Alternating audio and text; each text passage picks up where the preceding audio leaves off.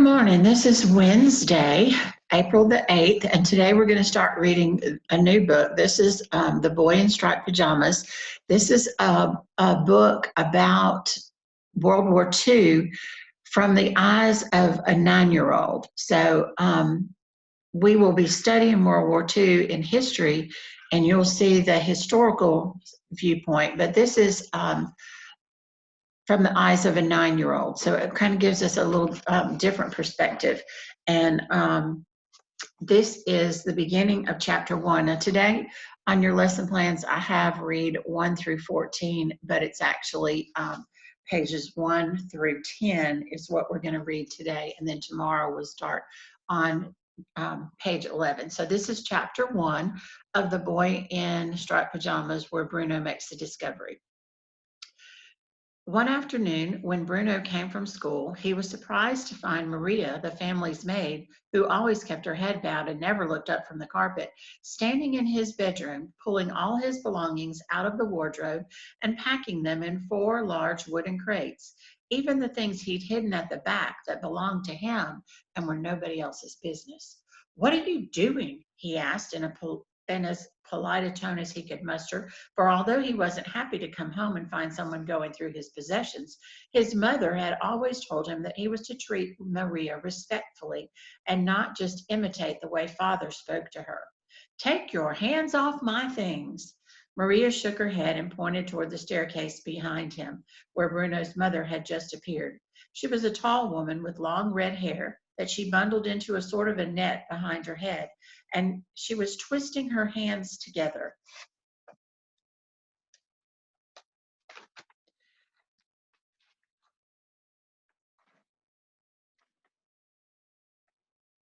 Sorry, my pages are stuck together.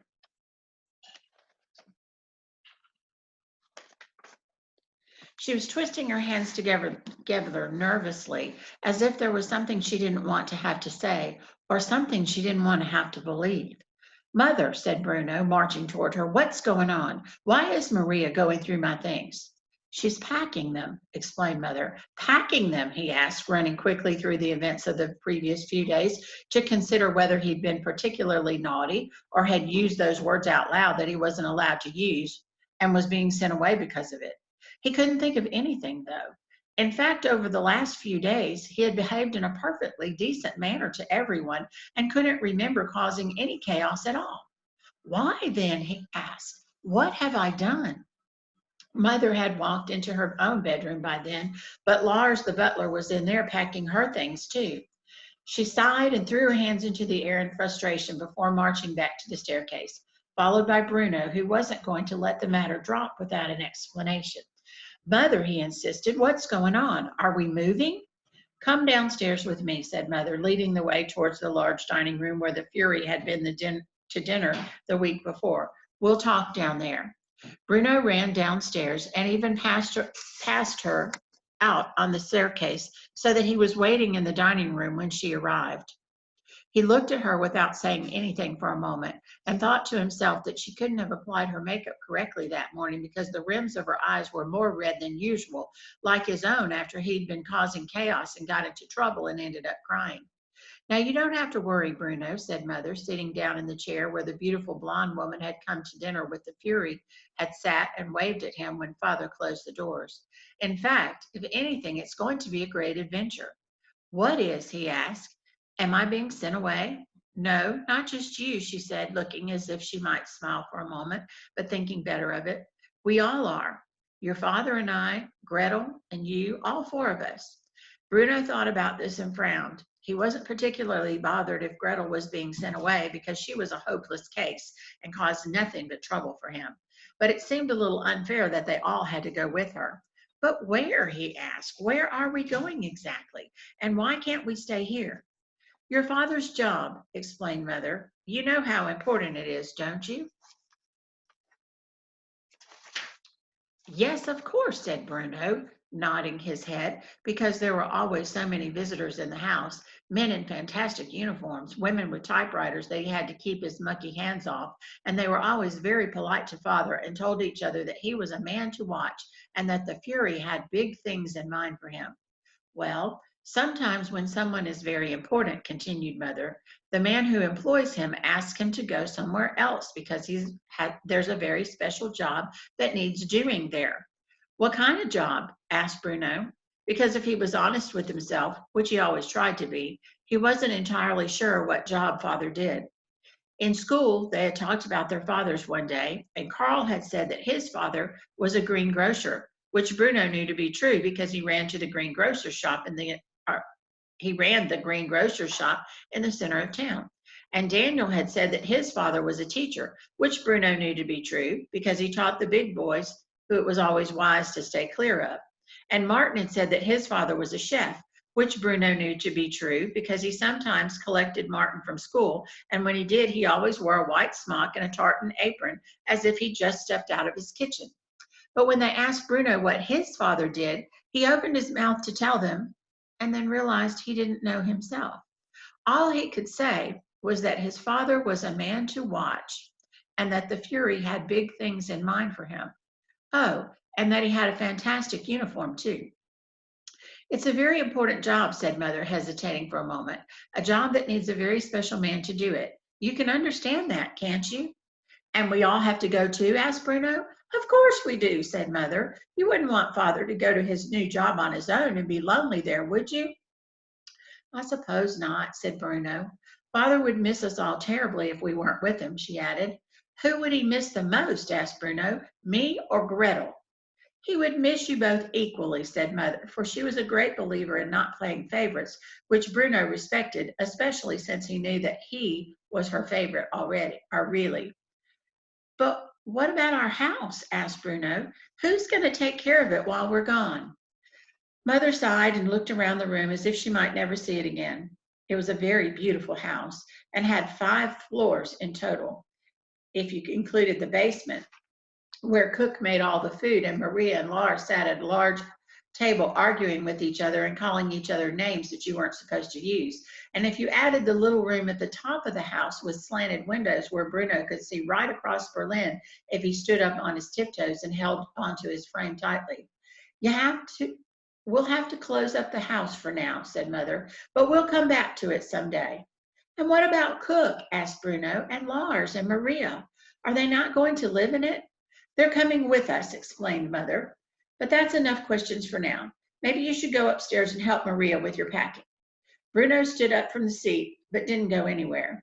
There were just a few more questions he needed to put to her before he could allow the matter to be settled. And how far away is it? He asked. The new job, I mean. Is it further than a mile away?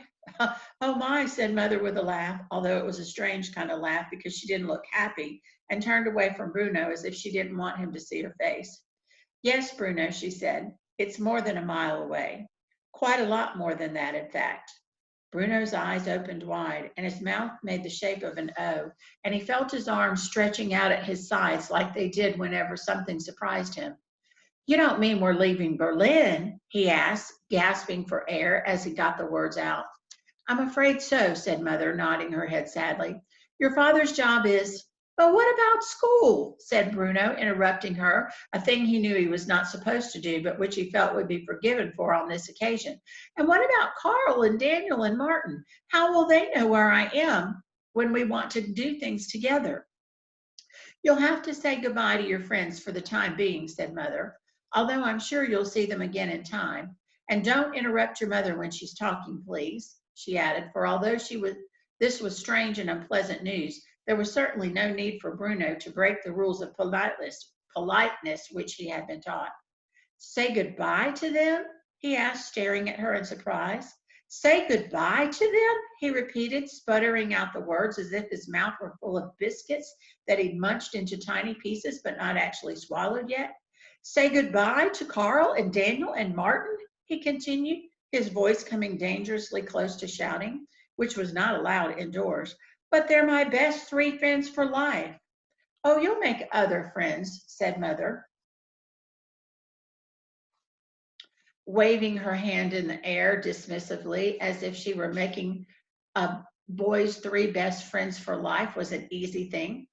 But we had plans, he protested. Plans? Asked Mother, raising an eyebrow. What sort of plans?